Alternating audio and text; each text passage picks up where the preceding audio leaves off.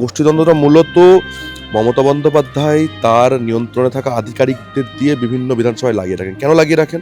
কারণ মমতা বন্দ্যোপাধ্যায় চান না যে কোনো নেতার ইন্ডিভিজুয়াল কোনো ভোট থাকুক, কোনো তৃণমূলের নেতার ইন্ডিভিজুয়াল ভোট উনি জেনারেট হতে দেননি, এবং এই জন্যেই এই গোষ্ঠীদ্বন্দ্ব লাগিয়ে রাখা, যাতে একটা বিধানসভাতে কোনো একটা নেতা পপুলার না হয়।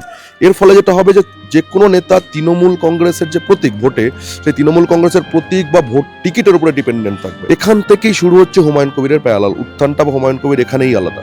2016 সালে যখন এই রেজিনগরে হুমায়ুন কবির নির্দল দাঁড়ালেন, তখন তিনি শাসক দল সেই মুহূর্তে তৃণমূল কংগ্রেসকে তৃতীয় পজিশনে ফেলে দেন। এই মুহূর্তে মানসারুলদা আমাদের সঙ্গে রয়েছেন। দাদা, মুর্শিদাবাদের বর্তমান যা অবস্থা, তাতে মুর্শিদাবাদের সংখ্যালঘু মানুষের সংখ্যা অনেকটা বেশি, এবং এই পশ্চিমবঙ্গে সংখ্যালঘু দপ্তরের মাথায় বসে রয়েছেন মুখ্যমন্ত্রী মমতা বন্দ্যোপাধ্যায়।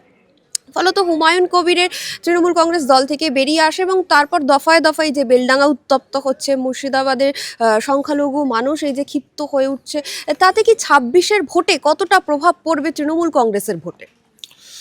দেখো, এটা আমি বারবার বলি যে হুমায়ুন কবির বাকি তৃণমূলের অন্যান্য যারা নেতা ছিল তার তুলনায় কোথায় আলাদা, আমাকে একটু এক্সপ্লেন করতে হবে জিনিসটা। আমরা বারবার শুনতে পাই রাজ্য থেকে বিভিন্ন জায়গায় যে তৃণমূলের ভিতরের গোষ্ঠীদ্বন্দ্ব। তুমি দেখবে বিধায়কের সঙ্গে ব্লক সভাপতির গোষ্ঠীদ্বন্দ্ব, ব্লক সভাপতির সঙ্গে বিভিন্ন অঞ্চল সভাপতিদের, এবং এই খবরগুলো বারবার আসে যে সেখানে তৃণমূলের মধ্যে বিভিন্ন অন্তর্দ্বন্দ্ব সংঘাত হয়েছে। আসলে এই গোষ্ঠীদ্বন্দ্বটা মূলত মমতা বন্দ্যোপাধ্যায় তার নিয়ন্ত্রণে থাকা আধিকারিকদের দিয়ে বিভিন্ন বিধানসভায় লাগিয়ে রাখেন। কেন লাগিয়ে রাখেন? কারণ মমতা বন্দ্যোপাধ্যায় চান না যে কোনো নেতার ইন্ডিভিজুয়াল কোনো ভোট থাকুক। কিরকম আমি একটু বুঝিয়ে দিই তোমাদেরকে। বুদ্ধবাবুর আমলেও বুদ্ধবাবু বাদ দিয়েও গৌতম দেব হতে পারে, সুভাষবাবু হতে পারে, রেজ্জাক মোল্লা, এনাদের ইন্ডিভিজুয়াল পপুলারিটি ছিল নিজের এলাকায়। ইন্ডিভিজুয়াল পপুলারিটিটা কী ছিল না, ওনাদের ইন্ডিভিজুয়াল ভোট ছিল, অর্থাৎ ওনারা যেখানে দাঁড়াতেন সেখানে ওনাদের নিজস্ব ভোট ছিল। কংগ্রেস আমলেও বিধান রায় ছাড়াও ধরো গনি খান চৌধুরীর মালদাতে হিউজ পরিমাণে পপুলারিটি, আব্দুল সাত্তার সাহেব এই মুর্শিদাবাদের, আমরা যদি উত্তর মুর্শিদাবাদের কথা বলি, দক্ষিণ মুর্শিদাবাদে অধীর রঞ্জন চৌধুরী, অর্থাৎ যে বড় ফেস মুখ্যমন্ত্রী ফেস, তার বাইরেও অনেক এমন নেতা ছিলেন যাদের ইন্ডিভিজুয়াল ভোট ছিল। মমতা বন্দ্যোপাধ্যায়ের আমলে মমতা বন্দ্যোপাধ্যায় এটাকে ডিমিনিশ করতে সক্ষম হয়েছেন। উনি বাদ দিয়ে কোনো তৃণমূলের নেতার ইন্ডিভিজুয়াল ভোট উনি জেনারেট হতে দেননি, এবং এই জন্যেই এই গোষ্ঠীদ্বন্দ্ব লাগিয়ে রাখা, যাতে একটা বিধানসভাতে কোনো একটা নেতা পপুলার না হয়। এর ফলে যেটা হবে যে কোনো নেতা তৃণমূল কংগ্রেসের যে প্রতীক ভোটে, সেই তৃণমূল কংগ্রেসের প্রতীক বা ভোট টিকিটের উপরে ডিপেন্ডেন্ট থাকবে। এর ফলে প্রত্যেকটা নেতাকে উনি অতি সহজেই, যে গোলামি বলা হয়, রাজনৈতিক গোলামি, সেটা করাতে পারবেন। অর্থাৎ যে একনায়কতন্ত্র, যে মমতা বন্দ্যোপাধ্যায় যা বলছেন সেটাই শুনতে হবে, কারণ সেই নেতাগুলোর যেহেতু ইন্ডিভিজুয়াল কোনো ভোট উনি জেনারেট হতে দেননি, এই গোষ্ঠীদ্বন্দ্ব লাগিয়ে রেখে তাদের ইন্ডিভিজুয়াল পপুলারিটি নেই এলাকায়, ফলে তারা নির্দল দাঁড়িয়ে বা অন্য কোনো দলের প্রতীকে দাঁড়িয়ে তারা জিততে পারবে বা ভালো ফল করতে পারবে, এই কনফিডেন্সটাই কারোর মধ্যে নেই। অর্থাৎ মমতা বন্দ্যোপাধ্যায় যাকে টিকিট দেবেন তার সৌভাগ্যতে টিকিটের জন্যই নেতারা কি করবে, তারা গোলামি করবে। এখান থেকেই শুরু হচ্ছে হুমায়ুন কবিরের প্যারালাল উত্থানটা, বা হুমায়ুন কবির এখানেই আলাদা। 2016 সালে যখন এই রেজিনগরে হুমায়ুন কবির নির্দল দাঁড়ালেন, তখন তিনি শাসক দল সেই মুহূর্তে তৃণমূল কংগ্রেসকে তৃতীয় পজিশনে ফেলে দেন। মাত্র 11,000 বা 15,000 ভোট পেয়েছিল তৃণমূলের ক্যান্ডিডেট, সেখানে হুমায়ুন কবির 76,000, আর তার থেকে 5,000 ভোট বেশি পেয়ে সম্ভবত রবিউল আলম চৌধুরী তখন কংগ্রেস থেকে জিতে আসেন। তাহলে হুমায়ুন কবির বাকিয়ের থেকে এখানেই আলাদা মুর্শিদাবাদে, যে আফটার অধীর চৌধুরী দক্ষিণ মুর্শিদাবাদে যদি কারো ইন্ডিভিজুয়াল ভোট ব্যাংক থাকে, অর্থাৎ নিজস্ব ভোট ব্যাংক, তিনি যেদিকে যাবেন সেই ভোটটা তার সঙ্গে যাবে। এটাই হয়েছিল যখন 2019 হুমায়ুন কবির বিজেপিতে দাঁড়ালেন, তিনি তখনও সেই ইন্ডিভিজুয়াল ভোটটা তিনি পেয়েছিলেন। এখানেই হুমায়ুন কবির মমতা বন্দ্যোপাধ্যায়ের জন্য থ্রেট, যে ওনার যে আশেপাশের 5টা বিধানসভা, বেলডাঙ্গা, রেজিনগর, ভরতপুর, হরিহরপাড়া, এদিকে নওদা, ওদিকে আমরা যদি কালীগঞ্জ যাই, মুর্শিদাবাদ লাগোয়া, সেখানেও বেশ কিছু পকেটে হুমায়ুন কবিরের নিজস্ব ভোট আছে। তো এই 5-6টি বিধানসভায় হুমায়ুন কবির এই জন্যই থ্রেট, কারণ ওনার ইন্ডিভিজুয়াল পপুলারিটি এবং ইন্ডিভিজুয়াল যে ভোট ব্যাংক। এবং এখানে হুমায়ুন কবির কি সুযোগটা পেয়ে, আমি যে গোষ্ঠীদ্বন্দ্বের কথা বলছিলাম, এই গোষ্ঠীদ্বন্দ্বের ফলে মুর্শিদাবাদের প্রতি দীর্ঘ অপারেশন, বা এই যে কোনো নেতার নিজস্ব পপুলারিটি না থাকে এবং তাদের মমতা বন্দ্যোপাধ্যায়ের টিকিটের প্রতি ডিপেন্ডেন্স, যে মমতা বন্দ্যোপাধ্যায়ের টিকিট না দিলে তাদের কোনো রাজনৈতিক যোগ্যতাই আর নেই, এর ফলে মুর্শিদাবাদের মানুষের প্রতি দীর্ঘ অত্যাচার, অনাচার, শোষণ, এগুলো নিয়ে কেউ কখনো ভোকাল হয়নি কোনো নেতা। কারণ তারা জানে ভোকাল হলে যদি আমরা টিকিটটা না পাই, এই ভয় থেকে তারা ভোকাল হয়নি। এই ভোকাল না হওয়ার ফলে যে রাজনৈতিক স্পেসটা জেনারেট হয়েছে, কারণ মানুষের মধ্যে ক্ষোভ আছে। তোমার মুর্শিদাবাদের মতো বুকে প্রায় 40 থেকে 50 লাখ মানুষ গঙ্গা ভাঙনে তোমার আক্রান্ত, গঙ্গা ভাঙনে তাদের বাড়ি ঘর, মন্দির মসজিদ সব কিছু ভেসে চলে গেছে। তৃণমূল কংগ্রেস বা শাসক দলের কোনো নেতা প্রতিবাদ করেনি। এর ফলে মানুষের মধ্যে ক্ষোভ, এই ক্ষোভটার রাজনৈতিক স্পেস জেনারেট করেছে। এই জন্য মুর্শিদাবাদ বিশ্ববিদ্যালয়, যে দীর্ঘদিন ধরে বাম আমল থেকে শুরু হয়ে আজকের দিনে দাঁড়িয়ে মুর্শিদাবাদ বিশ্ববিদ্যালয়ের একটা হিউজ ক্ষোভ। এই মুর্শিদাবাদ বিশ্ববিদ্যালয়ের রেজাল্ট বের হচ্ছে না, এমনকি যারা ওখানে গেট কিপার তাদেরকে অব্দি স্যালারি দেওয়া হয় না। অন্যান্য ইউনিভার্সিটিতে ভর্তি হয়ে যাচ্ছে, হচ্ছে মুর্শিদাবাদ বিশ্ববিদ্যালয়ে তাদেরকে স্টুডেন্টদের রেজাল্ট দেওয়া হচ্ছে না, ফলে তারা বিভিন্ন চাকরির পরীক্ষায় ফর্ম ফিল আপ করতে পারছে না। এই যে ওবিসি ইস্যু, আমরা কয়েকদিন আগে দেখলাম কি যে মুর্শিদাবাদের, উত্তর মুর্শিদাবাদের মূলত রঘুনাথগঞ্জের যিনি আখরুজ্জামান সাহেব, তিনি এই মুহূর্তে তৃণমূলের প্রতিমন্ত্রী, তাকে যখন সাংবাদিকরা কোশ্চেন করছে ওবিসি নিয়ে, তিনি বলছেন আমি কিছু জানেন না। এই যে ওবিসি নিয়ে মুর্শিদাবাদের ছাত্রছাত্রীদের মধ্যে একটা বিপুল পরিমাণে ক্ষোভ আছে। আলিগড় মুসলিম বিশ্ববিদ্যালয়ে যে ক্যাম্পাস তৈরি হয়েছিল সেটা নিয়ে ক্ষোভ আছে। এই যে ধরো একের পর এক পরিযায়ী শ্রমিক খুন হচ্ছে। এবং এখানে আমি বলবো দাদা যে পরিযায়ী শ্রমিক নিয়ে এত বড় একটা ঘটনা ঘটে গেল, বেলডাঙ্গার মতো জায়গায় মুখ্যমন্ত্রী মমতা বন্দ্যোপাধ্যায় কোনো মন্তব্য করলেন না, রাজ্যের মুখ্যমন্ত্রী। আমি ওটাই তোমাকে বলছি, এর ফলে যেটা হচ্ছে শুধু মুখ্যমন্ত্রী মন্তব্য করছেন না এটাই নয়, এখানকার শাসক দলের কোনো নেতারও এটা ক্ষমতা নেই যে তারা এই বিষয়গুলো নিয়ে প্রতিবাদ করবে। এবার যখন প্রতিবাদ করছে না তখন একটা ক্ষোভ তৈরি হচ্ছে। এবার ক্ষোভ মানে হচ্ছে রাজনৈতিক স্পেস, যেটাকে আমরা বলি অ্যান্টি ইনকামবেন্সি বা শাসক দলের বিপরীতে গিয়ে মানুষের ক্ষোভ। তাহলে এই যে ক্ষোভের যে রাজনৈতিক স্পেস, আর তোমাকে একটা জিনিস মাথায় রাখতে হবে যে পৃথিবীর বুকে কোথাও কোনো রাজনৈতিক স্পেস খালি থাকে না। পশ্চিমবঙ্গের বুকে যে রাজনৈতিক স্পেস তৃণমূলের বিরুদ্ধে তৈরি হয়েছিল সেটা 2019-এর পর থেকে বিজেপি ক্যাপচার করতে পেরেছিল, ওই জন্য বিজেপি বিরোধী হিসেবে উঠে এসছে। আমরা আবার দেখলাম লোকসভায় গিয়ে এই এলাকাতে মুর্শিদাবাদ বা মালদাতে রাজনৈতিক স্পেস ছিল, সেখানে কংগ্রেস ভালো ফল করলো, কারণ কংগ্রেস উঠে এসেছিল। রাহুল গান্ধী এসে তিনি বিড়ি শ্রমিকদের সঙ্গে বসছিলেন, তিনি গঙ্গা ভাঙন নিয়ে কথা বলছিলেন। এর ফলে সেই রাজনৈতিক স্পেসে মানুষ উঠে, এবং এই যে শাসক দলের তৈরি করা রাজনৈতিক স্পেস, সেখানে হুমায়ুন কবির একটা মাস পপুলারিটি নিয়ে তিনি উঠে এলেন এবং মানুষ তাকে কানেক্ট করলো। দেখো অনেকে ভাবছে শুধুমাত্র বাবরির জন্য হুমায়ুন কবিরের পপুলারিটি বা বাবরি মসজিদ নির্মাণ করেছেন বলে হুমায়ুন কবিরের সবাই ভিড় হচ্ছে, এমনটা না। একটা খুব ছোট উদাহরণ দিই। দেখো গঙ্গা ভাঙন, আমি যে বললাম 30 থেকে 40 লাখ মানুষ আক্রান্ত, তাদের বাড়িঘর ভেঙে গেছে, ভেসে গেছে, গঙ্গার তলিয়ে গেছে। একইভাবে উত্তরবঙ্গে যখন আমরা দেখলাম বন্যা হলো, কয়েক হাজার মানুষ আক্রান্ত, মুখ্যমন্ত্রী উত্তরবঙ্গে গেলেন, অবশ্যই যাওয়া উচিত, কারণ মানুষগুলো আক্রান্ত, তিনি রাজ্যের অভিভাবক বা অভিভাবিকা বলতে পারি আমরা। তখন মুর্শিদাবাদের মানুষের মধ্যে একটা কোশ্চেন এলো যে যেখানে কয়েক হাজার মানুষ আক্রান্ত উত্তরবঙ্গে, সেখানে মমতা বন্দ্যোপাধ্যায় ছুটে গেলেন।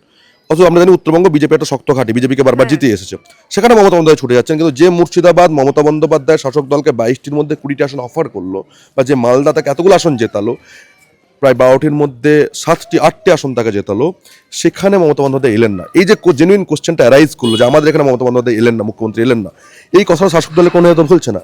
এই যে ক্ষোভটা, এই ক্ষোভটা বললেন হুমায়ুন কবির যে ওখানে গেলেন, এখানে কেন আসবেন না। এই যে হুমায়ুন কবিরের মসজিদ নিয়ে যখন বারবার কোশ্চেন হলো যে মন্দির মসজিদের রাজনীতি করছেন হুমায়ুন কবির, তখন শাসক দলের কোনো নেতা বলতে পারলো না যে কেন সরকারি টাকায় এত বড় মহাকাল মন্দির, এত কোটি কোটি টাকা খরচ করে জগন্নাথ ধাম, সেই জগন্নাথ ধামে মমতা বন্দ্যোপাধ্যায় দায়িত্ব দিয়েছেন ইসকনের রাধারমন দাসকে, যে রাধারমন দাসের টুইটার অ্যাকাউন্টে প্রত্যেক দিন সাম্প্রদায়িক পোস্টে ভর্তি হয়ে থাকে, ফেক নিউজে ভর্তি হয়ে থাকে। অর্থাৎ মমতা বন্দ্যোপাধ্যায় এই যে সরকারের টাকায় মন্দিরের রাজনীতি, বাধ্য করা প্রতিটা এলাকাতে তোমার দুর্গাপুজোর সময় কার্নিভাল করতে হবে বাধ্যতামূলক, এই ঘটনাগুলো যখন উনি করতে লাগলেন, তখন বিপরীতে মানুষের যে ক্ষোভ তৈরি হল, যদি আপনি মন্দিরে টাকা দেন তাহলে আপনি চার্চ করতেও টাকা দিন, তাহলে আপনি মসজিদ করতেও টাকা দিন, দুটোই উচিত নয়, কোনোভাবেই সরকারের ধর্মীয় রাজনীতিতে যুক্ত থাকা উচিত নয়। এই যে ক্ষোভটা তৈরি হলো, এটা শাসক দলের কোনো নেতা, তৃণমূলের কোনো নেতা মুর্শিদাবাদ থেকে বলতে পারলো না। এই রাজনৈতিক স্পেসগুলো বারবার ক্রিয়েট হলো, এই রাজনৈতিক স্পেসে হুমায়ুন কবির ঢুকলেন। এই হুমায়ুন কবির ঢোকার আরেকটা বড় রিজন হলো বিরোধীদের ব্যর্থতা। যখন অধীর চৌধুরী এখানে ছিলেন মুর্শিদাবাদে, তিনি যদি এই কথাগুলো তুলতেন, মানে আজকের দিনে দাঁড়িয়ে গঙ্গা ভাঙন নিয়ে অধীর চৌধুরী যদি কোনো পদক্ষেপ নিতেন, বা তার দিল্লি নেতৃত্বকে তিনি যদি বাধ্য করতেন এখানে এসে গঙ্গা ভাঙন নিয়ে কোনো পদক্ষেপ নিতে, এই যে পরিযায়ী শ্রমিক ইস্যু, আজকের দিনে দাঁড়িয়ে আমরা দেখলাম লাস্ট এক সপ্তাহে 12 জন পরিযায়ী শ্রমিক মারা গেল, 9 জন মুসলিম, 3 জন নিম্নবর্গের হিন্দু, 2 জন বাগদিতার মধ্যে, তার একটা বড় অংশ মুর্শিদাবাদের। তৃণমূল কংগ্রেস কি করলো? তৃণমূল কংগ্রেস তাদের নেতাদের দিয়ে এই পরিযায়ী শ্রমিকদের নিথল লাশগুলো আনার ব্যবস্থা করলো, কিন্তু এই পরিযায়ী শ্রমিক ইস্যুতে যারা মারা যাচ্ছে, যারা বারবার আক্রান্ত হচ্ছে, তাদের সেই আক্রান্ত হওয়া থেকে বাঁচাতে বা তাদেরকে সেফটি এনসিওর করতে তারা কিছু করলেন না। এর ফলে যে রাজনৈতিক স্পেস জেনারেট হলো, সেখানে বিরোধীরা ঢুকছে না। অর্থাৎ তৃণমূল কংগ্রেসের বিরুদ্ধে, দেখো এটা তো কোনো রকেট সায়েন্স নয়, 2021 বিধানসভা নির্বাচন যখন হলো, তখন রাজ্যের 30% মুসলিম বা সংখ্যালঘু ভোটের প্রায় 88% তৃণমূল কংগ্রেস পেল। যদি এই 88% মুসলমানরা তৃণমূল কংগ্রেসকে ভালোবেসে ভোট দিত, তাহলে তার কয়েকদিন পরে বা কয়েক মাস পরে সাগরদিঘি উপনির্বাচন হলো, একটা সাগরদিঘি উপনির্বাচনের সিট, যেখানে সেটাও একটা মুসলিম অধ্যুষিত সিট, প্রায় 70% কাছে মুসলমান, সেখানে শাসক দল তাহলে মুখ থুবড়ে পড়লো কেন?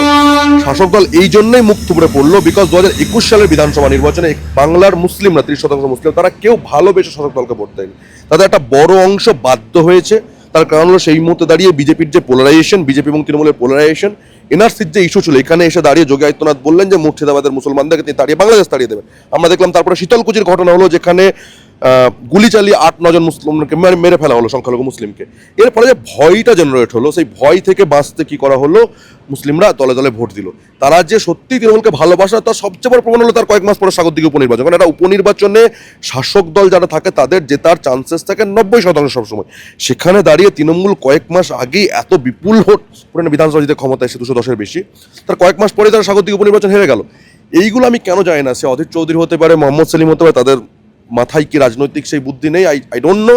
এটা কোনো রকেট সায়েন্স নয় বোঝা, যে রাজনৈতিক স্পেসে শাসক দলের বিরুদ্ধে যে রাজনৈতিক স্পেস আছে মুর্শিদাবাদ মালদাতে, যে শাসক দলের বিরুদ্ধে মানুষ ভোট দিতে চায়, তারা একটা সুযোগ পেলেই তারা ভোট দিয়ে দেবে। আচ্ছা, আমি যদি 21-এর উপনির্বাচন বাদও দিই, আমি যদি 24-এর লোকসভা নির্বাচন আসি, এই মালদা, মুর্শিদাবাদ, উত্তর দিনাজপুর তালুক মিলিয়ে তৃণমূল কংগ্রেস 12টি বিধানসভা হেরেছে। কংগ্রেসের কাছে 11টি হেরেছে। রায়নগরে তৃণমূল সিপিএম এর মোহাম্মদ সেলিমের বাম কংগ্রেস প্রার্থী জোটের লিড ছিল, বেশ কিছু আসনে তারা জিতে এসছে। মালদা দক্ষিণের মতো লোকসভা সিটে তৃণমূলের প্রার্থী থার্ড হয়ে গেলেন, বাম কংগ্রেস জোটের প্রার্থী ফার্স্ট হলেন। তাহলে এখানকার মুসলিমরা যে রাজনৈতিক স্পেস জেনারেট হয়েছে, এবং সেখানে এখানকার মুসলিম ভোটাররা, তার সাথে হিন্দু ভোটাররাও যারা আক্রান্ত, তারা যে তৃণমূল কংগ্রেসের বিরুদ্ধে একটা ভোট দিতে চান, এইটা পিক করতেই পারলো না বাকি বিরোধীরা। এই যে পিক করতে পারলো না, তারা কলকাতায় বসে রইলো, কলকাতায় থেকে ওই ডেপুটেশন, ওই প্রেস কনফারেন্স আর ওই মিডিয়া হাউসে বসে তারা ভাবলো কানেক্ট করে ফেলবে। এখানেই হুমায়ুন কবির বাকিদের থেকে আলাদা। হুমায়ুন কবিরের দেখো রাজনৈতিক একটা ইতিহাস আছে, যে তিনি কংগ্রেস থেকে তৃণমূলে, আবার তৃণমূল থেকে বিজেপিতে, আবার বিজেপি থেকে আবার তৃণমূলে, তারপর এখন নতুন দল যে ইউপি করেছেন। এসবের বাইরেও হুমায়ুন কবির যে স্ট্রং পয়েন্ট, সেটা হলো রেজিনগর বেলডাঙ্গাতে ওনার যে জনসংযোগ। মানে তোমরা হুমায়ুন কবির যদি সামান্য ফেসবুক প্রোফাইলে দেখো, কারো বাচ্চার বিয়ে হচ্ছে, কারো বাচ্চার নাম রাখা হচ্ছে, আমাদের মুসলিমদের বলা হয় সেটাকে আকিকা, কারো হয়তো মুখে ভাত হচ্ছে, প্রতিটা প্রোগ্রামে উনি চলে যান। এই যে মানুষের সঙ্গে কানেক্টিভিটি, এটাকে কিন্তু কলকাতায় বসে তুমি পিক করতে পারো। অনেকের ধারণা যে হুমায়ুন কবির শুধুমাত্র ধর্মের ভিত্তিতে রাজনীতি করে হুমায়ুন কবির উঠে আসছেন। দেখো, হুমায়ুন কবিরের যে রাজনৈতিক পরিচয়, সেটা কিন্তু ওনার জনভিত্তি।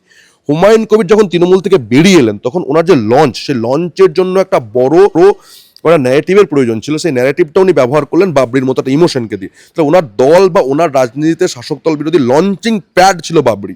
বাট বাবরি কিন্তু ওনাকে ভোট দেবে না, কারণ মানুষের এখানে যে ইস্যু, একটা খুব স্বাভাবিক কথা বলি আমি, মমতা বন্দ্যোপাধ্যায় কি করছেন, 2021-এর যে এনআরসির যে ন্যারেটিভ, বা মুসলিমদেরকে ভয়ে আইডেন্টিটি ক্রাইসিস ঢুকিয়ে তাদেরকে দেওয়ালে ঠেকিয়ে দেওয়া, যে বিজেপি তোমাদেরকে মেরে দেবে, বিজেপি তোমাদেরকে খুন করবে, বিজেপি তোমাদেরকে বাংলাদেশে পাঠিয়ে দেবে, বিজেপি তোমাদের ঘরগুলো কেড়ে নেবে, সেটা সেই এক ন্যারেটিভের আমরা আবার রিপিট টেলিকাস্ট দেখতে পাচ্ছি। প্রতিবার কি হয়, প্রতিবার যেটা হয় যে মমতা বন্দ্যোপাধ্যায় পশ্চিমবঙ্গে বুকে দাঁড়িয়ে বিজেপিকে, আরএসএসকে একের পর এক স্পেস দেন সাম্প্রদায়িক ঘটনা ঘটানোর।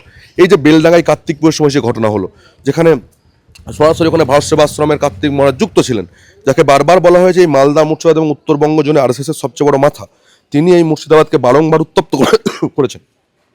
সেখানে দাঁড়িয়ে এদেরকে রাজনৈতিক স্পেস দাও। মমতা বন্দ্যোপাধ্যায় কোথাও গিয়ে চান যে পশ্চিমবঙ্গে বিজেপি, বিশেষ করে এই সংখ্যালঘু অধ্যুষিত বা মুসলিম অধ্যুষিত জেলাগুলো, মালদা, মুর্শিদাবাদ, উত্তর দিনাজপুর, বীরভূম, এই জেলাগুলোতে, এই এরিয়াটাই আরএসএস এবং বিজেপি একটা স্ট্রং জোনে থাকুক। এর ফলে যেটা হবে, এই যে এসআইআর নিয়ে, এসআইআর এর রিপিট টেলিকাস্ট আমি প্রায় আজ থেকে 6-7 মাস আগে বলেছিলাম যে এটা একটা রিপিট টেলিকাস্ট। যখন এসআইআর শুরু হলো, আমরা যদি বিহার এসআইআরকেও দেখি, এটা জানা ছিল যে মুসলিম মহিলা এবং বিরোধী ভোটারদেরকে একটা অংশে ডিস্টার্ব করা হবে, বা তাদের উপর একটা শোষণ নামিয়ে আনা হবে, তাদেরকে অপমান করা হবে, তাদের উপরে অনাচার করা হবে, তারা বৈধ ভোটার হয়েও তাদেরকে বারবার আক্রমণ করা হবে। তাহলে এগুলো মমতা বন্দ্যোপাধ্যায় জানতেন, শুধু কি এ রাজ্যের অবিজেপি বিরোধীরা জানতে পারলেন না? মমতা বন্দ্যোপাধ্যায় চেয়েছেন বলেই আজকে এই যে মুসলিম এলাকাগুলোতে এত নোটিশ আসছে। এর ফলে মুসলমানদের কী হয় বলতো, 4.5 বছর বা 4 বছর 11 মাসে যে যাবতীয় ইস্যু, এই যে ইস্যুগুলো আমি বলছিলাম, যে এখানকার জেলার ইস্যু, এখানকার লোকাল ইস্যু, এই যে রেজিনগর, ধরো রেজিনগরে দাঁড়িয়ে আজকে যেখানে হুমায়ুন কবির দাঁড়াচ্ছেন, সেখানে রেজিনগর যে শিল্প তালুক, সেই শিল্প তালুক লাস্ট 15 বছর ধরে প্রতিবার মমতা বন্দ্যোপাধ্যায় এসে বলেন একটা আলাদা আলাদা শিল্প হবে, কিন্তু সেটা তোমরা দেখে এসছো, কভার করে এসছো, সেটা মৃতপ্রায়। সেখানে জায়গা নিয়ে, মানুষের জায়গা নিয়ে সেখানে কিছুই করা হয়নি। এই যে তোমার রেজিনগর যে প্রপার টাউন, সেখানে একটা হাসপাতাল নেই। রেজিনগর প্রপার টাউন একটা হাই স্কুল নেই 5 বর্গ কিলোমিটারের মধ্যে, 5-10 বর্গ কিলোমিটারের মধ্যে। তাহলে এগুলো রেজিনগরের ইস্যু। কিন্তু এই যে বেলডাঙ্গা একসময় ছিল অর্থনৈতিক হাব, এখনও বেলডাঙ্গা অর্থনৈতিকভাবে শিল্পের দিক থেকে অনেকটা এগিয়ে থাকতে পারে। বেলডাঙ্গা একসময় প্রচুর পরিমাণে চিনি কল ছিল, যে চিনি কলগুলো থেকে মানুষ উপার্জন করতো, সেগুলো সব বন্ধ হয়ে গেছে। তাহলে এই যে লোকাল ইস্যু, যেগুলোর উপরে ভিত্তি করে শাসক দলের প্রতি ক্ষোভ তৈরি হচ্ছিল, সেটাকে পুরোটা দূরে সরিয়ে রেখে কী করা হচ্ছে, শুধুমাত্র এখানকার মুসলমান ভোটারদেরকে একটা আইডেন্টিটি থ্রেট, বা তাদেরকে দেশ ছাড়া করা হতে পারে, তাদেরকে খুন করা হতে পারে, এই ন্যারেটিভে তাদেরকে ভয়ে তাদের পিঠটাকে ঠেকিয়ে দেওয়া হচ্ছে দেওয়ালে। এরপরেই কি শুরু হবে? এরপরে যেটা অভিষেক বন্দ্যোপাধ্যায় এখন শুরু করেছেন, বিভিন্ন মুসলিম এলাকায় গিয়ে বড় বড় সভা করে তারা মসিয়া রূপে, একটা নিজেদের মসিয়া রূপে অবতীর্ণ করবেন, যে বিজেপি এলে তোমাদেরকে মেরে ফাটিয়ে দেবে, বিজেপি এলে তোমাদেরকে পরিযায়ী শ্রমিকদেরকে মারছে। আচ্ছা, এই যে অভিষেক বন্দ্যোপাধ্যায় বহরমপুরে এসে বললেন যে হুমায়ুন কবিরের জন্য বা ইত্যাদি প্রভৃতি ফ্যাক্টরের জন্য বিজেপি এসে তোমাদের পরিযায়ী শ্রমিকদেরকে মারছে, পরিযায়ী শ্রমিকদের খুন করছে, ওনার হাতেই তো সরকার। যে যে রাজ্যে পরিযায়ী শ্রমিকরা মার খাচ্ছে, বাংলার পরিযায়ী শ্রমিকরা, সেই রাজ্যের বিভিন্ন অভিবাসীরা তারা তো বর্তমানে দাঁড়িয়ে এখানে কাজ করছে। উড়িষ্যাতে যেমন মার খেয়েছে এখানকার পরিযায়ী, উড়িয়ারা প্রচুর পরিমাণে এখানে কাজ করছেন। মহারাষ্ট্রে মার খেয়েছে পরিযায়ী শ্রমিকরা, মারোয়ারিরা এখানে প্রচুর পরিমাণে কাজ করছেন। তো মমতা বন্দ্যোপাধ্যায় এবং অভিষেক বন্দ্যোপাধ্যায় সত্যি যদি চাইতেন যে মুর্শিদাবাদের পরিযায়ী শ্রমিকরা, মালদার পরিযায়ী শ্রমিকরা, বীরভূমের আদিবাসী পরিযায়ী শ্রমিকরা, জঙ্গলমহলের আদিবাসী পরিযায়ী শ্রমিকরা, উত্তরবঙ্গের রাজবংশী পরিযায়ী শ্রমিকরা, তাদের উপর বাইরে কোনো অত্যাচার না হোক, তাহলে ওই রাজ্যগুলোর স্বরাষ্ট্রমন্ত্রী বা মুখ্যমন্ত্রীর সঙ্গে তারা কথা বলতেন যে আপনাদের রাজ্যের এত মানুষ এখানে কাজ করে, তাহলে আমাদের এখানে যদি উত্তপ্ত হয়, আপনারা যদি ওখানে মানেন, এখানেও পরিস্থিতি উত্তপ্ত হবে, আমরা সামলাতে পারবো না। এই ধরনের কোনো পদক্ষেপ কি নিয়েছেন? ওনারা নেবেন না। ওনারা কি চান? ওনারা লাশের উপর দাঁড়িয়ে রাজনীতি করতে চান যে মুর্শিদাবাদের মানুষের একটার পর একটা পরিযায়ী শ্রমিকের লাশ ফিরে আসুক। এর ফলে মুর্শিদাবাদের বুকে দাঁড়িয়ে যে 30 থেকে 40 লাখ, প্রায় আরও বেশিও হতে পারে, 50 লাখের কাছাকাছি পরিযায়ী শ্রমিক রয়েছে, আমি তো অস্থায়ী পরিযায়ী শ্রমিকের সংখ্যাটা কাউন্ট করি, তাহলে এই পুরো জোনটা মিলিয়ে প্রায় 1 কোটির কাছাকাছি ভোটার ইম্প্যাক্ট আছে পরিযায়ী শ্রমিকের। এই পরিযায়ী শ্রমিকরা ভয় পেয়ে পিছিয়ে যাক, তারপরে উনি ইটাহারে যে সভা করবেন, সভা করে বলবেন যে আমি তোমাদের মসিয়া, বিজেপি এসে মেরে দেবে, আমাকে ভোট দাও। উনি তারপরে চাপড়াই যাবেন, মুসলিম প্রধান বিধানসভা, সেখানে গিয়ে সভা করে বলবেন যে আমি তোমাদের মসিয়া, বিজেপি এসে মারবে, আমাকে ভোট দাও। উনি আসবেন বহরমপুরে, বহরমপুর শহরে এসে উনি বলবেন যে এই তালুকে আমি তোমাদের মসিয়া, আমাকে ভোট দাও। আরে ভাই, আপনারা আছেন সরকারে, তো আপনারা এই মানুষগুলোকে এনশিওর করেন। এখানে আমি বারবার বলেছি, এখানেই বাকি অবিজেপি বিরোধীদের ব্যর্থতা। এই যে এতগুলো পরিযায়ী শ্রমিকের লাশ ফিরে এলো, যে বারবার আক্রান্ত হচ্ছে পরিযায়ী শ্রমিকরা, যখন সরকার কিছু করছে না এবং মানুষ তারা বুঝতে পারছে, সাধারণ মানুষের জনগণের ক্ষোভ আছে সরকারের না করা নিয়ে, সেখানে বিরোধীদেরকে ঢুকতে হতো, সেখানে তারা ঢোকেননি। সেখানে হুমায়ুন কবির কিছু জায়গায় ঢুকে পড়েছেন, সেই জন্য হুমায়ুন কবির ফ্যাক্টর আজকের দিনে দাঁড়িয়ে। এবার অনেকে আমাকে স্পেসিফিকলি যদি আমাকে জিজ্ঞেস করো রেজিনগর বিধানসভা নিয়ে, দেখো রেজিনগর বিধানসভাও যেন আমি তোমাকে একটা কথা উল্লেখ করি, এইসবের মাঝে যেটা হচ্ছে যে আরেক বিরোধী বিজেপি, তারা কিন্তু থেমে নেই, তারা কিন্তু নিয়মিত মুর্শিদাবাদ মালদা নিয়ে পড়ে আছে। কালকেও বিজেপির সভা হয়েছে এই বহরমপুরের বুকে, গতকালও আমরা দেখেছি লালবাগে বিজেপির সঙ্গে একটা সংঘর্ষ হয়েছে বিডিও অফিসের সামনে। তো বিজেপি কিন্তু বসে নেই, তারা গতবার 22টি সিটের মধ্যে 2টি সিট দিয়েছিল মুর্শিদাবাদ এবং বহরমপুর বিধানসভা, তারা কিন্তু সেই 2টি সিটকে বাড়িয়ে বর্তমানে 5 থেকে 6 করতে ইচ্ছুক। বড়ুয়া, এমনকি বেলডাঙ্গা, যেখানে আমরা যদি দেখি যে প্রায় 68 বা 64% মুসলিম ভোট, সেখানে কিন্তু নিয়মিত বিজেপি 29-30% একটা অমুসলিম ভোট বা হিন্দু ভোট কনসোলিডেট করতে সক্ষম হয়েছে। তাহলে এই বেলডাঙ্গার যে 64 বা 65% মুসলিম ভোট, সেটা যদি 3 ভাগে ভাগ হয়, কংগ্রেসের, তৃণমূল এবং হুমায়ুন কবিরে, তাহলে আমরা দেখতে পাবো কি সেখানে বিজেপির বেরোনোর সম্ভাবনা আছে সেই সিটটিতে। তাহলে বিজেপি কিন্তু এই ক্যালকুলেশনগুলো করছে। এবং এই যে রেজিনগর সিটে 2021 থেকে ক্রমাগত বিজেপি একদম এক কাট্টা 50,000 হিন্দু ভোট পেয়ে এসছে, যেখানে মুসলিম ভোট 1,60,000 পোল হয় 1,60,000। সে 1,60,000-এর মধ্যে কিন্তু 3 জন দাবিদার, এক কংগ্রেসের ক্যান্ডিডেট তিনি ভোট পাবেন, তৃণমূলের ক্যান্ডিডেট ভোট পাবেন, হুমায়ুন কবির ইন্ডিভিজুয়ালি ভোট পাবেন। তাহলে যখন এই ভোটটা ভাগ হবে, তখন যেটা হবে, সেখানে বিজেপি কিন্তু ক্যালকুলেশন করে রেখেছে যে মুর্শিদাবাদের এই সিটগুলোতে যেহেতু মানুষের, মুসলিমদের মধ্যে এত ক্ষোভ আছে, এত বেশি অত্যাচার অনাচারের ফলে এত ক্ষোভ তৈরি হয়েছে, তাহলে এই সিটগুলোই যখন মুসলিমরা সরকারকে বাদ দিয়ে কোনো বিরোধী বিকল্পকে বাঁচবে, তখন মুসলিম ভোটটা ভাগ হবে, তখন তাদের চান্সেস তৈরি হবে বড়ুয়া জেতার, খড়গ্রাম জেতার, বেলডাঙ্গা জেতার, এমনকি রেজিনগরও জেতার। তো এই ফ্যাক্টরগুলো কিন্তু কাজ করছে, এগুলোও কিন্তু মানুষের মাথায় আছে। এই জন্য আমি বারবার বলেছি যে আজকের দিনে দাঁড়িয়ে হুমায়ুন কবিরের হোম সিট রেজিনগর, সেখানেও চতুর্মুখী লড়াই। আবার যদি বাম কংগ্রেস জোট না হয়, বামেরা যদি ক্যান্ডিডেট করে, তাহলে পঞ্চমুখী লড়াই, 5 জনের লড়াই হবে সেখানে। তো এই যে ব্যাপারগুলো, এই ব্যাপারগুলো কিন্তু সাধারণ মানুষ বুঝছে, কিন্তু এই ব্যাপারগুলো কেন জানি না এখানকার বিরোধী, অবিজেপি বিরোধী নেতারা, সেটা অধীর চৌধুরী হতে পারেন, মোহাম্মদ সেলিম হতে পারেন, এখানে মুর্শিদাবাদ যিনি দায়িত্ব আছেন জমির মোল্লা হতে পারেন, তারা কেন বুঝতে পারেন না আমি জানি না, বা তাদের সেই বোঝার মতো ক্ষমতা নেই, নাকি মুর্শিদাবাদকেও তারা একটা ওই এখনো অব্দি ওই রাজমিস্ত্রি আর গরিব মানুষের একটা জেলা ভাবেন। অ্যাকচুয়ালি মুর্শিদাবাদ তো লোকে বলে পিছিয়ে থাকা জেলা, আমি তো বলি পিছিয়ে রাখা জেলা। বারংবার যেটা করা হয়েছে, যে রাজনৈতিক দলই হোক, তারা চেয়েছে যে মুর্শিদাবাদ পিছিয়ে থাকুক। বামফ্রন্ট যারা এত বেশি শিক্ষার কথা বলে, স্বাস্থ্যের কথা বলে, তারা 34 ইয়ার্স ক্ষমতায় থেকে মুর্শিদাবাদকে একটা বিশ্ববিদ্যালয় দিল না। একটা 1 কোটি পপুলেশনের জেলা, সেখানে 10খানা বিশ্ববিদ্যালয়ের কথা, 10 লাখ একটা ইউনিভার্সিটি, একটা বিশ্ববিদ্যালয় পেল না তারা। অথচ তাদের নাকি রাজনীতি হচ্ছে শিক্ষার রাজনীতি। কি শিক্ষার রাজনীতি যে মুর্শিদাবাদকে তুমি একটা বিশ্ববিদ্যালয় দিল না? আচ্ছা, আমরা যখন গেলাম, তোমরা আমার সঙ্গে ছিলে জঙ্গিপুরে, আজকে বলো জঙ্গিপুরের শেষ যে 2টো বিধানসভা মুর্শিদাবাদ, ফারাক্কা এবং শামসেরগঞ্জ, সেই ফারাক্কা এবং শামসেরগঞ্জ থেকে বহরমপুর মেডিকেল কলেজ দূরত্ব প্রায় 90 থেকে 100 কিলোমিটার।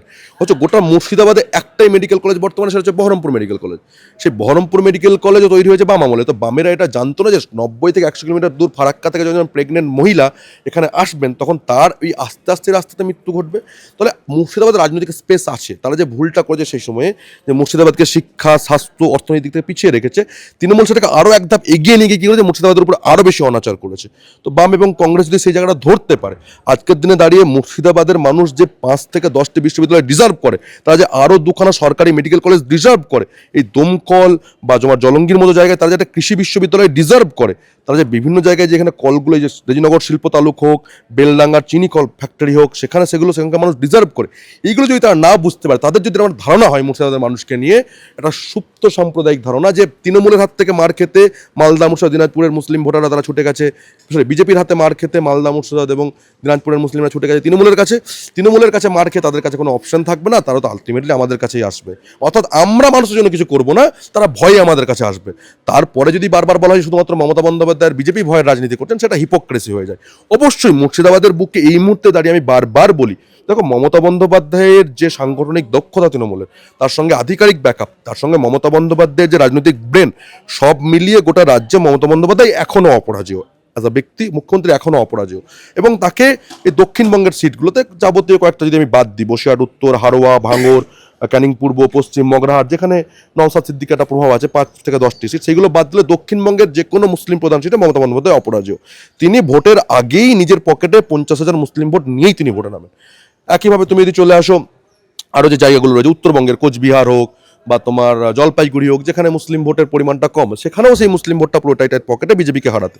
তাহলে মমতা বন্দ্যোপাধ্যায়কে হারানো পশ্চিমবঙ্গের কোথাও সহজ নয়, কিন্তু সবচেয়ে কম কঠিন হচ্ছে এই মালদা এবং মুর্শিদাবাদ, দিনাজপুর এবং বীরভূমের কয়েকটা বেল্ট, কারণ এখানে মানুষ চাই মমতা বন্দ্যোপাধ্যায়ের বিরুদ্ধে ভোট দিতে। আর এই মুর্শিদাবাদের মাটির একটা তোমায় গুরুত্বপূর্ণ জিনিস বুঝতে হবে, আমি কেন জানি না বারবার বিরোধীরা এটাকে ইগনোর করেছে। মুর্শিদাবাদ মালদার মাটি ওয়াজ অলওয়েজ অ্যান্টি গভর্নমেন্ট। আমি এখনও মনে করি জ্যোতি বসু মমতা বন্দ্যোপাধ্যায়ের চেয়েও বড় মাস লিডার। জ্যোতি বসু যখন ক্ষমতার মধ্য গগনে, তখনও এই মালদা, মুর্শিদাবাদ, দিনাজপুর এবং বীরভূমের মানুষ কংগ্রেসকে ভোট দিয়েছে, অর্থাৎ বিরোধীদেরকে ভোট দিয়েছে। অন্যান্য জায়গায় যেটা হয়, অন্যান্য জায়গার মুসলিমদের সাথে যেটা হয়, যে তাদেরকে শাসক দলের বিরুদ্ধে ভোট দেওয়াটা চাপের ব্যাপার। আমরা যদি দেখি তোমার তেলেঙ্গানার রেজাল্ট, সেখানে বিআরএস এর কাছে একটা মুসলিম ভোট ছিল, পুরোটাই চলে গেল কংগ্রেসে, বিজেপিকে হারাতে। আমরা যদি দেখি কর্ণাটকে, সেখানে জেডিএস এর কাছে একটা মুসলিম ভোট ছিল, সেটা পুরোটাই চলে গেল কংগ্রেসের কাছে, বিজেপিকে হারাতে। এখানকার মুসলমানদের সঙ্গে অন্য জায়গায় সেটাই পার্থক্য মালদা মুর্শিদাবাদ যারা মধ্যবয়স্ক ভোটার, তারাও চান অ্যান্টি গভর্নমেন্ট ভোট দিতে, শুধু ইউথরা নয়, কারণ এখানকার মাটিটাই হচ্ছে অ্যান্টি গভর্নমেন্ট। তাহলে এই 2021 বিধানসভা নির্বাচনে কংগ্রেস এবং বামেদের ভরাডুবির পরে তারা যে কেন মুর্শিদাবাদকে ধরতে পারেনি, বা তারা কেন মুর্শিদাবাদের মাটিকে বুঝতে পারেনি, হয় তাদের কাছে সেই ধরনের মস্তিষ্ক নেই, আর না হলে এগুলোকে ইগনোরেন্স বলা হয়, জেনে বুঝে ইগনোর করা হয়েছে বারবার, যে মার খাবে, বিজেপির মার খেয়ে তৃণমূলের কাছে যাবে, তৃণমূলের কাছে মার খাচ্ছে, খাক, তারপরে আমাদের কাছে আসবে। এই যে জুয়েল রানা মারা গেল, জুয়েল রানা মারা যাওয়ার পরে সেখানে কি দেখলাম আমরা, যে তৃণমূলের নেতা গিয়ে সুতিনি মানি বিষয়কে তাকে দুটো টাকা ধরিয়ে চলে এলেন, লাস্টটা নিয়ে চলে এলেন। এখানে দাঁড়িয়ে বিরোধীরা ভাবছে ঠিক আছে আমরাও গিয়ে দেখা করে চলে আসি। দেখো দেখা করে এসে তো সেটা তো কোনো লাভ হবে না। এই যে গঙ্গা ভাঙন, নাকি বিরোধীরা নাকি গঙ্গা ভাঙন পরিদর্শনে যাচ্ছে, এতে তো মুর্শিদাবাদের মানুষের কোনো লাভ হচ্ছে। তারা দেখতে পাচ্ছে তৃণমূলের নেতাও আসে, ছবি তুলে চলে যায়, বিজেপির নেতাও আসে, ছবি তুলে চলে যায়। তো বাম কংগ্রেস যদি ভাবে আমরা যাবো আর ছবি তুলবো আর চলে যাবো, যে তারপরে আমরা সেটাকে দেখাবো, দেখো আমরা তো গেছিলাম, কাজটা করেছিলাম, এইভাবে ভোট আসে না। অ্যাটলিস্ট মালদা মুর্শিদাবাদে এইভাবে ভোট হবে না। তো এখানে দাঁড়িয়ে যে রাজনৈতিক স্পেসটা তৈরি হয়েছে মালদা মুর্শিদাবাদে, আমি খুব ভালো করে জানি যে বামেদের রাজ্য সম্পাদক তারা তাদের কামব্যাকের জন্য মুর্শিদাবাদকে টার্গেট করছে। দমকল, জলঙ্গি, খড়গ্রামে খুব সম্ভবত বামেদের যে যুব সংগঠন ডিওএফআই, তার ধ্রুবজ্যোতি শাহাদার যে সম্পাদক, সে সম্ভবত ক্যান্ডিডেট হচ্ছে। নবগ্রামকে তারা টার্গেট করছে, তারা জঙ্গিপুরকে টার্গেট করছে। যখন তুমি কামব্যাকের জন্য একটা জেলাকে টার্গেট করছো যে এখান থেকে আমরা জিতে ফিরে আসবো, তখন সেই জেলাকে বোঝা, সেই জেলার রাজনৈতিক স্পেসকে বোঝা, এবং সেখানকার মানুষ কোন পদ্ধতিতে যে এই যে এখানকার মানুষ ফ্লোটিং ভোটার হয়ে আছে, সেটা কীভাবে তোমার দিকে আসবে, তারা যে শাসক বিরোধী হয়ে আছে, শেষ মুহূর্ত অবধি যে তাদেরকে যে এই যে ভয়টা বারবার জেনারেট করেছে both from BJP and Trinamool, সেই ভয়টা তাদেরকে বের করা, ভয়টা থেকে তাদেরকে বের করা, এগুলো নিয়ে কেউ স্টেপ নিচ্ছে না। তাকে আমি বারবার বলছি, মালদা এবং মুর্শিদাবাদ রেডি হয়ে আছে মমতা বন্দ্যোপাধ্যায়ের বিরুদ্ধে ভোট দেওয়ার জন্য, বোধ মমতা বন্দ্যোপাধ্যায় এবং বিজেপির বিরুদ্ধে ভোট দেওয়ার জন্য। এখানেই কর্তব্যটা বেড়ে যেত বিরোধীদের। তারা দীর্ঘদিন ধরে বসে থেকে এটা আজকের ঘটনা নয়।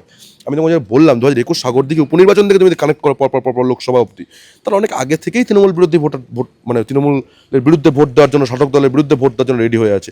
এই রাজনৈতিক স্পেসগুলোকে কেউ ধরেনি। হুমায়ুন কবির সেখানেই ঝাঁকাটা মেরেছেন, হুমায়ুন কবির সেই সোনার খনিটাকেই হাত দিয়েছেন যেখানে স্পেস আছে। এরপরে যেটা হুমায়ুন কবিরের সীমাবদ্ধ, সেটা হলো এই দক্ষিণ মুর্শিদাবাদের এই 5টি বিধানসভা এবং কালীগঞ্জ, এই 6টি বিধানসভার মধ্যে তার প্রভাবটা সীমাবদ্ধ। তারপরেও কিন্তু এই গোটা মুর্শিদাবাদ জেলা জুড়ে 17খানা বিধানসভা রয়েছে, যেগুলো সবাই অ্যান্টি গভর্নমেন্ট। তারা চাই তৃণমূল কংগ্রেসের বিরুদ্ধে ভোট দিতে, এবং মমতা বন্দ্যোপাধ্যায়ের যে রাজনৈতিক যে অপারেশন বা রাজনৈতিক শোষণ এই দুই জেলার প্রতি, সেটা কিন্তু মানুষের কাছে স্পষ্ট হয়ে গেছে। এই বারবার তুমি যাও না, তোমরা কথা বলছিলে এই যে এত বিড়ি শ্রমিক, মহিলা বিড়ি শ্রমিক, এই যে লক্ষ্মীর ভান্ডার দিয়ে উনি মহিলাদেরকে কানেক্ট করেছেন। বলা হয় মমতা বন্দ্যোপাধ্যায় যে কম্বিনেশন অফ 3M, আমি বারবার বলি, এম ফর মহিলা, এম ফর মুসলিম, এম ফর মমতা। তো এই যে এই দুই জেলা মিলে যে এত বিপুল লাখ লাখ মহিলা বিড়ি শ্রমিক, যেখানে তাদেরকে 1000 বিড়ি বাঁধার জন্য রাতের পর রাত বাচ্চা কোলে নিয়ে, দুধের বাচ্চাকে কোলে নিয়ে তারা বিড়ি বাঁধছেন, 1000 বিড়ি বাঁধার জন্য যেখানে তাদের প্রাপ্য 500 থেকে 650 টাকা, মাত্র 150 টাকা তাদেরকে দেওয়া হয়। তো এই ইস্যুগুলো নিয়ে কানেক্টই করেনি। আচ্ছা, বিড়ি শ্রমিকের সময় গেলাম, দুটো কথা বললাম, চললাম, এইভাবেই তাদের ভোটটা কখনোই আসবে না।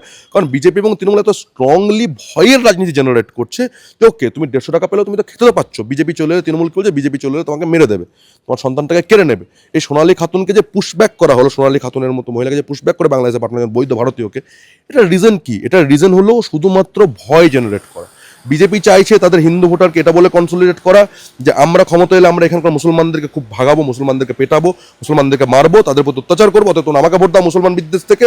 আর তৃণমূল সেটাকে কি করছে? আগুন দিচ্ছে বা ধোঁয়া দিচ্ছে বলা যায়। তৃণমূলও দেখছে যে এই ঘটনাগুলো যতক্ষণ অব্দি টোটাল মুসলিম ভোটার যারা তৃণমূল বিরোধী ভোট দেওয়ার জন্য রেডি হয়ে আছে, তাদের মধ্যে ভয় জেনারেট করুক যে তৃণমূলের বিরুদ্ধে ভোট দিলেই বিজেপি চলে আসবে, তার জন্য ওয়েট করছে। যে স্টেপটা তারা সোনালী খাতুনের জন্য নিল, যে স্টেপগুলো, যে নিথর লাশগুলো তারা নিয়ে আসছে পর্যায় শ্রমিকদের, এই লাশগুলোই তো আসতো না।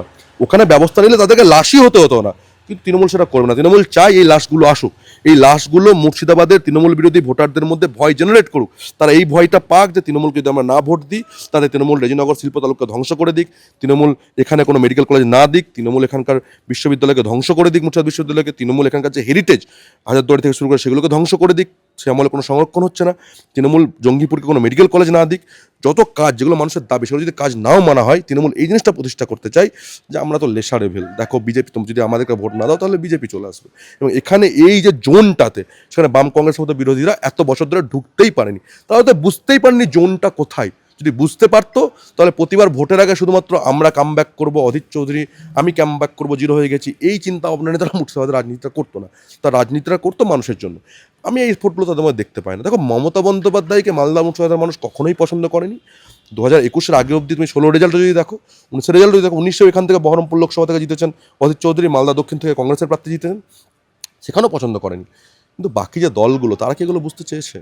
তারা কি বুঝতে চেয়েছে মুর্শিদাবাদের মানুষের কী দাবি?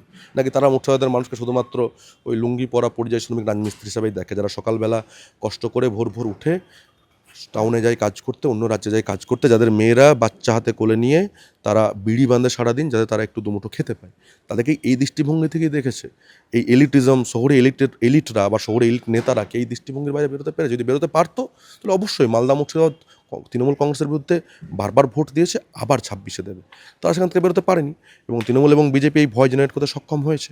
আজকের দিনে দাঁড়িয়ে অন্তত দক্ষিণ মুর্শিদাবাদের যদি পরিস্থিতি বলি, আমরা যেখানে দাঁড়িয়ে আছি এই মুহূর্তে বহরমপুরে, এই চারপাশে যে দক্ষিণ মুর্শিদাবাদের যে জোনটা, এই যে তোমার দমকল, জলঙ্গি, রানীনগর, বহরমপুর, মুর্শিদাবাদ, নওদা, বড়ুয়া, খড়গ্রাম, নবগ্রাম, রেজিনগর, বেলডাঙ্গা, ভরতপুর, এই জোনটার মানুষ আপাতত এখনও অবধি তৃণমূল বিরোধী ভোট দেওয়ার জন্য তারা মুখিয়ে আছে।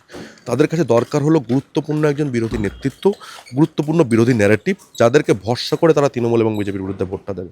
আর সেটা এখন অবধি কোনো বিরোধী নেতা জেনারেট করতে পারেনি। ভোট সামনে, আই ডোন্ট নো যে কেউ সেই ন্যারেটিভটা জেনারেট করতে পারবে কিনা বাম কংগ্রেসের মধ্যে থেকে। যদি না হয় তাহলে এত কিছু, এত অ্যান্টি তৃণমূল সেন্টিমেন্ট, এত বেশি মমতা বন্দ্যোপাধ্যায় বিরোধিতার পরেও মানুষ বাধ্য হবে, মুর্শিদাবাদের মুসলিমরা বাধ্য হবে আবার মমতা বন্দ্যোপাধ্যায়কে ভোট দিতে।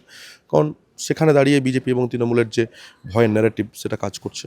এই মুহূর্তে আমরা যা বুঝতে পারছি, এতটাই এখানে পরিস্থিতি।